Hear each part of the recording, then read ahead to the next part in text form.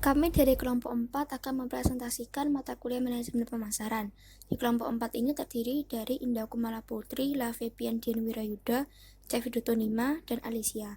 Keep on watching! Di sini kita akan membahas materi yang ke-9, yaitu menentukan strategi produk, merancang dan mengelola jasa, yang terakhir ada mengembangkan strategi dan program penetapan harga. Materi pertama, menentukan strategi produk. Produk adalah segala sesuatu yang dapat ditawarkan kepada pasar untuk memuaskan suatu keinginan atau kebutuhan, termasuk barang fisik, jasa, pengalaman, acara, orang, tempat, properti, organisasi, informasi, dan juga ide. Tingkat produk, hierarki nilai pelanggan. 5. Tingkat produk yang merupakan bagian dari hierarki nilai pelanggan. Yang pertama, pada tingkat dasar ada manfaat inti layanan atau manfaat yang benar-benar dibeli pelanggan.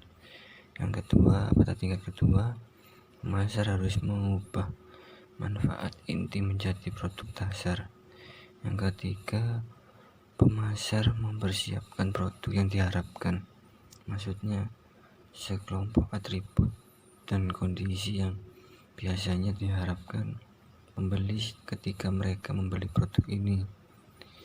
Yang keempat, pemasar menyiapkan produk tambahan. Yang kelima, produk potensial yang mencakup semua kemungkinan tambahan dan transformasi yang mungkin dialami sebuah produk atau penawaran di masa depan. Klarifikasi produk. Yang pertama, ketahanan dan keberwujudan. Ada 3 kelompok. Yang pertama, barang-barang yang tidak tahan lama. Yang kedua, barang tahan lama. Yang ketiga, jasa. Terus yang kedua, ada barang konsumen. Diklarifikasi berdasarkan kebiasaan belanja. Yang pertama, barang sehari-hari. Yang kedua, barang belanja. Yang ketiga, barang khusus. Yang keempat, barang yang tidak dicari. Terus yang ketiga, ada barang industri.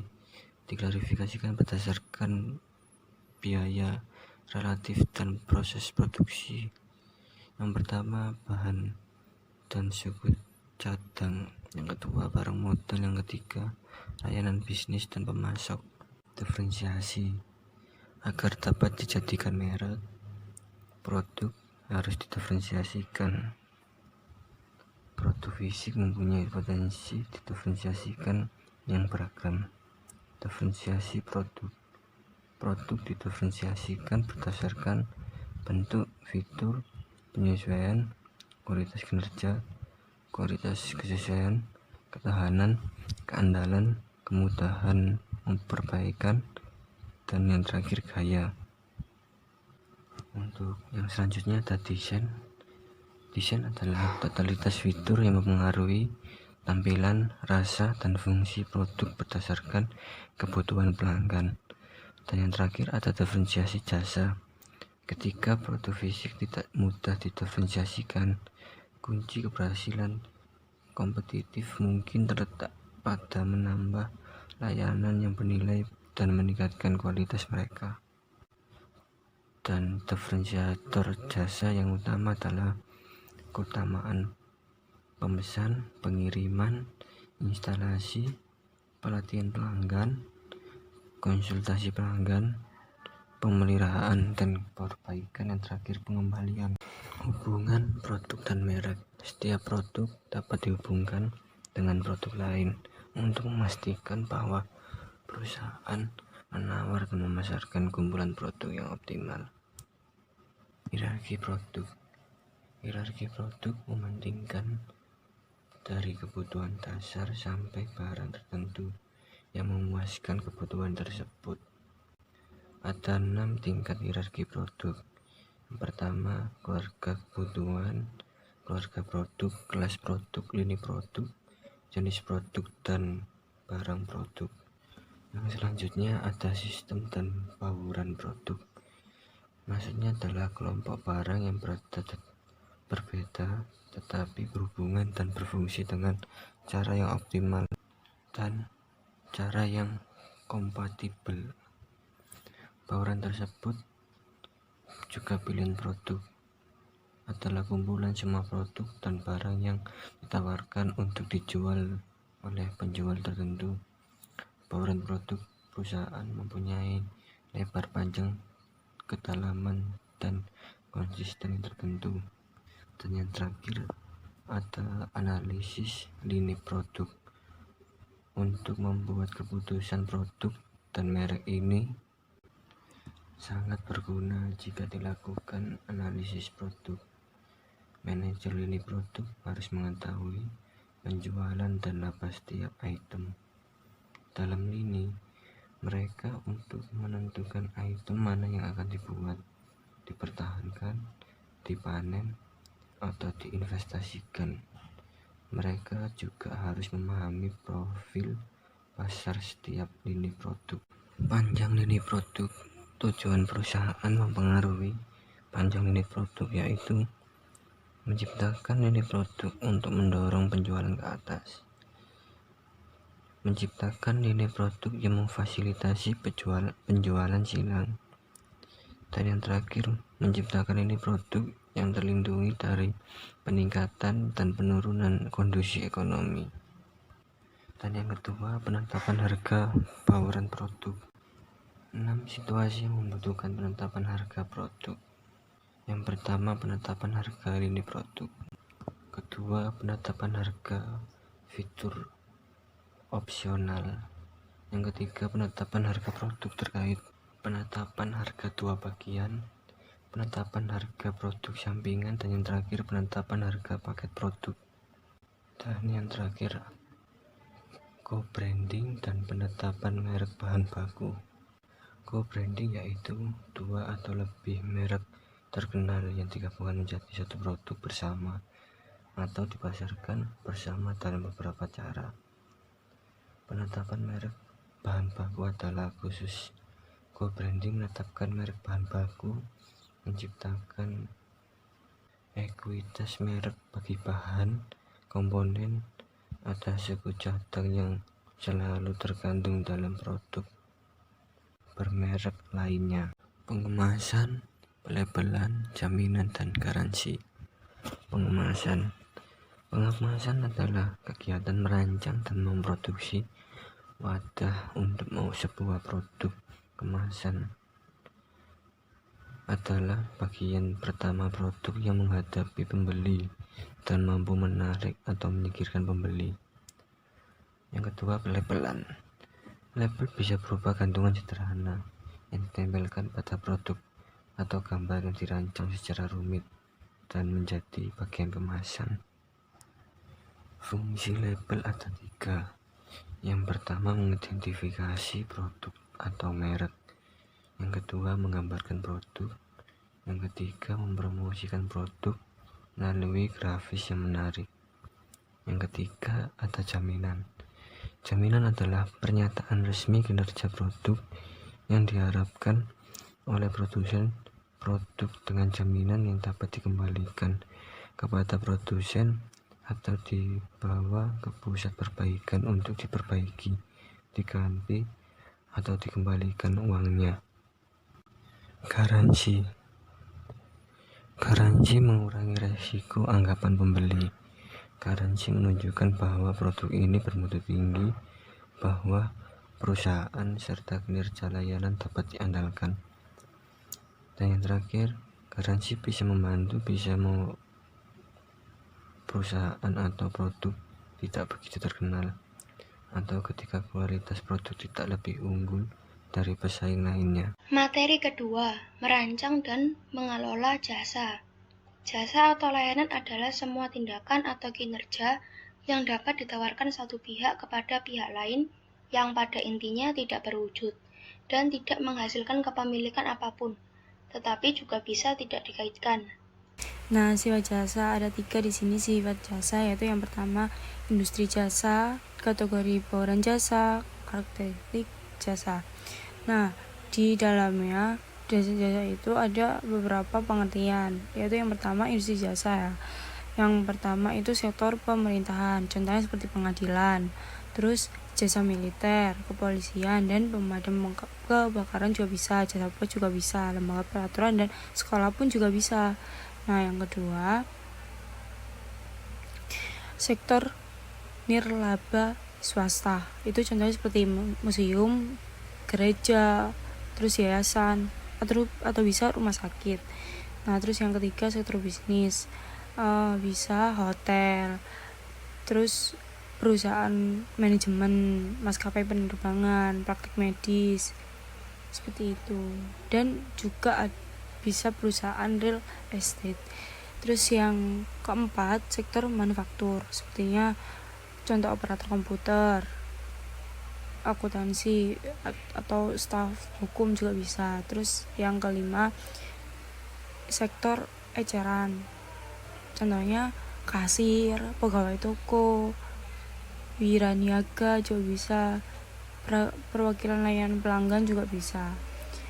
Terus selanjutnya ada kategori bauran jasa, itu yang kedua kan. Terus ini yang membedakan itu ada 5 kategori penawaran, yaitu yang pertama barang berwujud murni, terus yang kedua barang berwujud yang disertai jasa hibrida, terus yang keempat jasa utama yang disertai barang dan jasa kecil, terus yang terakhir jasa murni. Nah, kemudian ada karakteristik jasa, yaitu yang pertama tidak berwujud, tidak terpisahkan, bervariasi, dapat musnah. Yang terakhir. Nah, di slide ini menjelaskan strategi pemasaran untuk perusahaan jasa. Nah, di sini ada 2. Yang pertama perubahan hubungan pelanggan, dan yang kedua pemasaran holistik jasa. Nah, di sini juga ada beberapa macam pengertian, yaitu yang pertama perusahaan hubungan pelanggan. Nah, di sini disertai yang pertama tingkat laba. Nah, di sini tuh pelanggan dapat meningkatkan laba tinggi, mendapat diskon khusus, tawaran promosi, dan banyaknya layanan khusus. Nah, dan juga bisa pelanggan dapat dalam tingkatan laba rendah mungkin mendapatkan lebih banyak iuran pelayanan yang lebih sedikit dan pesan suara untuk memproses pertanyaan mereka. Terus yang kedua, pemberdayaan pelanggan, yaitu internet telah memberdayakan pelanggan dengan memungkinkan mereka mengumbar kemarahan mereka terhadap pelayanan buruk atau menghargai layanan yang baik dan menyebarkan komentar mereka ke seluruh dunia dengan satu klik pada mouse.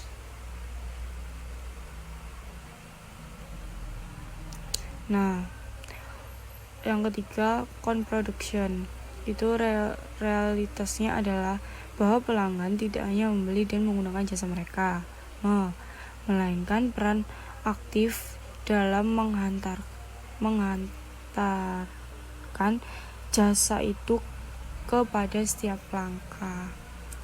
Dan salah satu studi memperkirakan bahwa sepertiga dari semua masalah jasa disebabkan oleh pelanggan sendiri.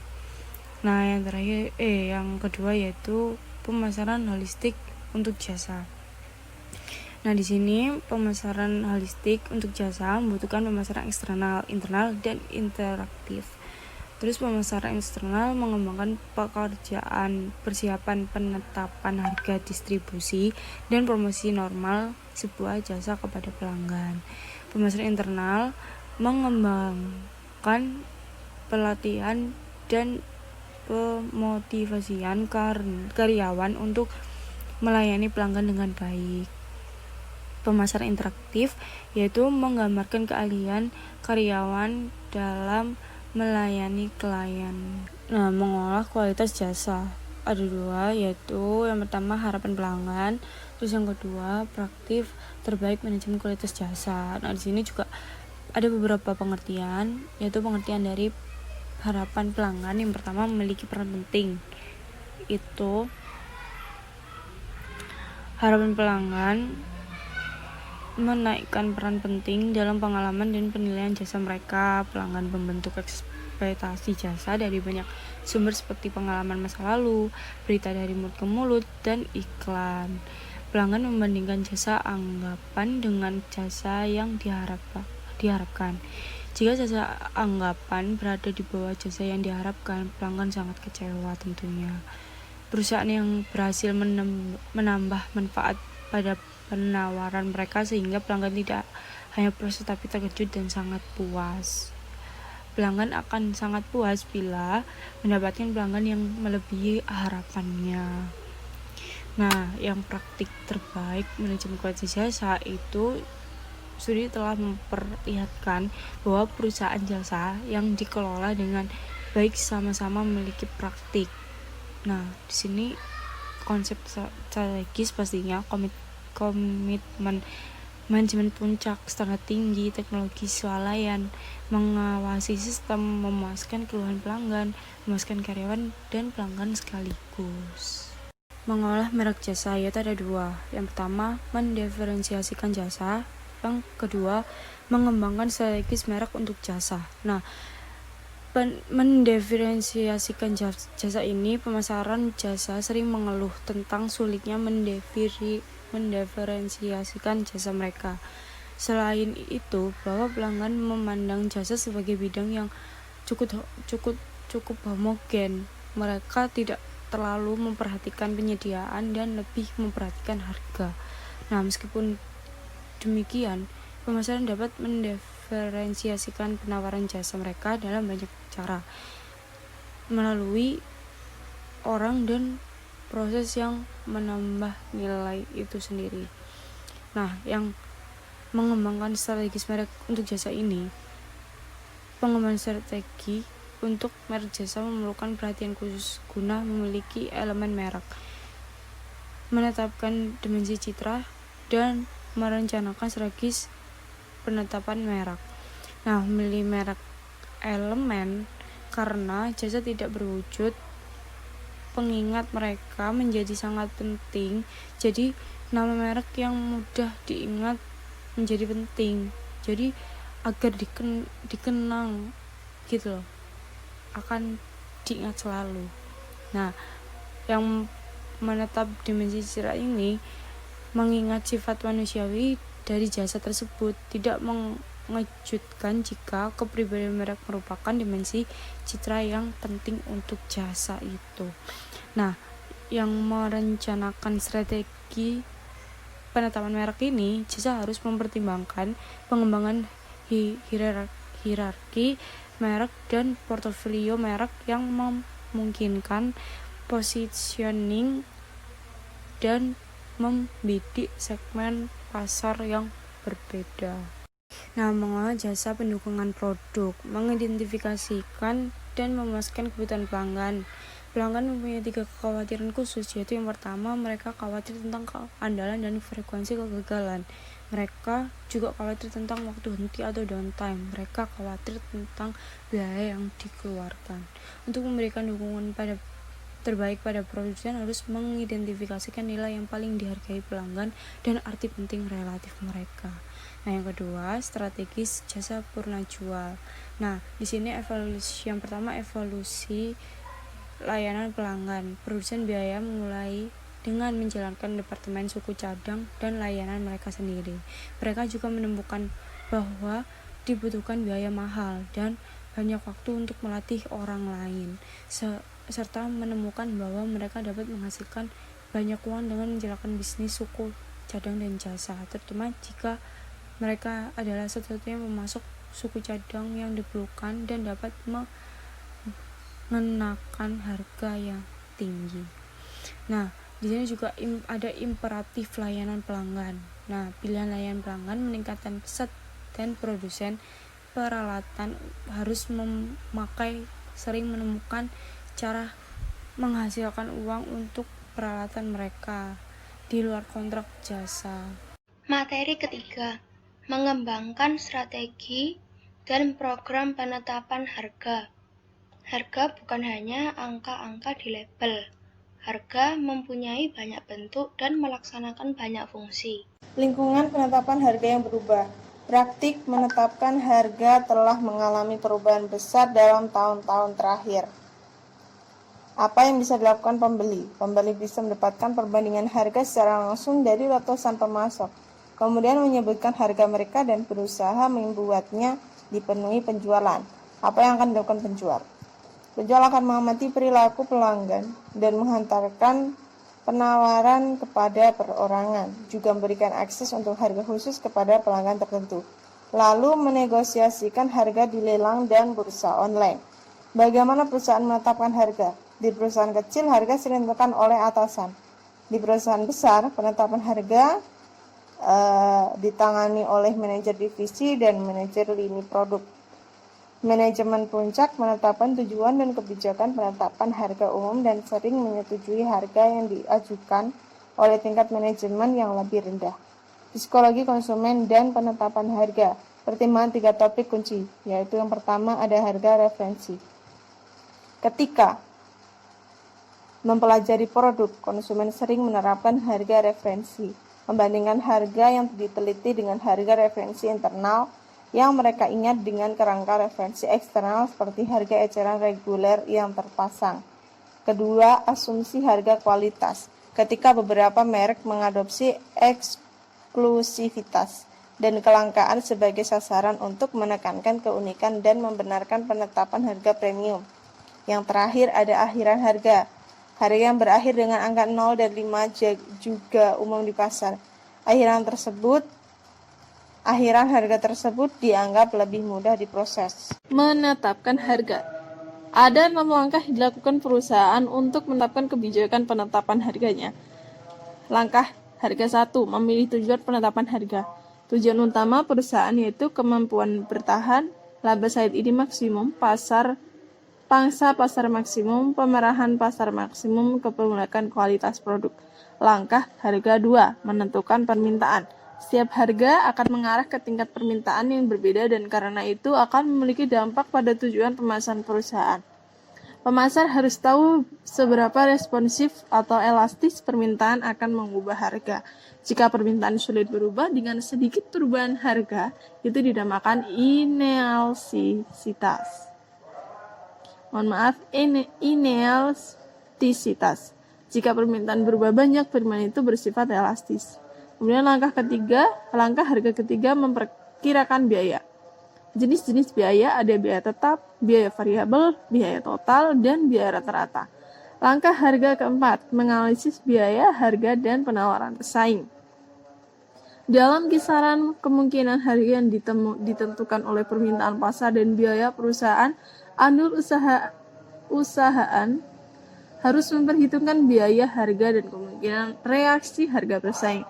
Kemudian langkah harga kelima, memilih metode penetapan harga. Ada 6 metode penetapan harga. Yang pertama ada penetapan harga markup.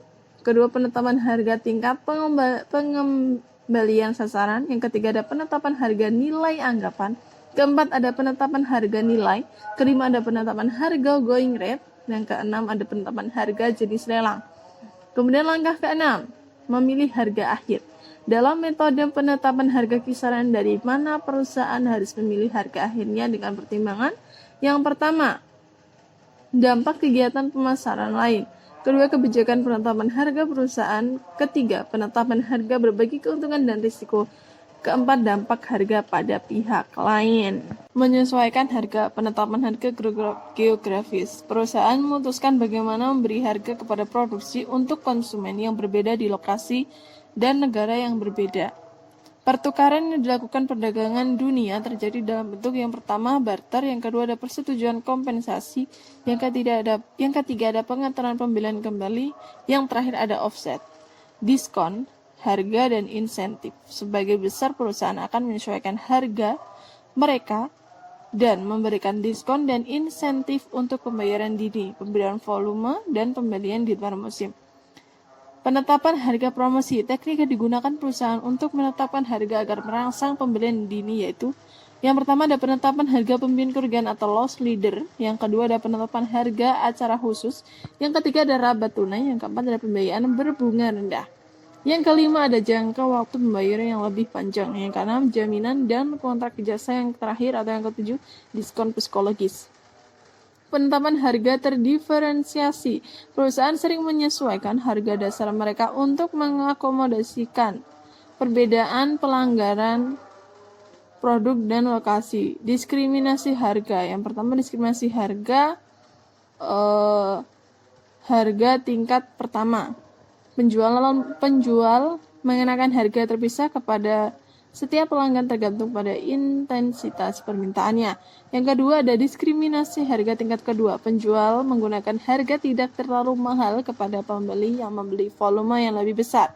Yang ketiga ada diskriminasi harga tingkat ketiga. Penjual mengenakan jumlah yang berbeda terhadap berbagai kelas pembeli. Memulai dan merespons perubahan harga. Memulai penurunan harga. Beberapa keadaan bisa menyebabkan perusahaan menurunkan harga. Salah satunya adalah kapasitas pabrik berlebih.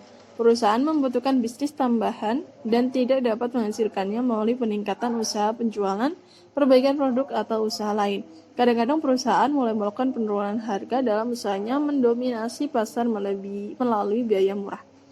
Memulai kenaikan harga. Nah, peningkatan harga yang berhasil bisa menghasilkan laba yang cukup besar. Keadaan utama yang mendorong kenaikan harga adalah inflasi biaya. Faktor lain yang menyebabkan kenaikan harga adalah kelebihan permintaan. Perusahaan sering menaikkan harga mereka melalui peningkatan biaya untuk mengantisipasi inflasi lebih lanjut atau pengendalian harga permintaan disebut penetapan harga antisipatif. Kenaikan biaya yang tidak sesuai dengan keuntungan produktivitas membuat margin laba menurun dan membuat perusahaan melakukan kenaikan harga secara reguler. Merespons perubahan harga pesaing. Perusahaan yang menghadapi perubahan harga pesaing harus berusaha memahami maksud pesaing dan kemungkinan durasi perubahan. Strategi seringkali tergantung pada apakah perusahaan memproduksi produk homogen atau non-homogen. Pemimpin pasar yang diserang bersaing harga murah dapat berusaha mendiferensiasikan diri mereka dengan lebih baik, memperkenalkan bisnis biaya murah mereka sendiri atau mengubah diri mereka secara menyeluruh. Sekian presentasi dari kelompok kami.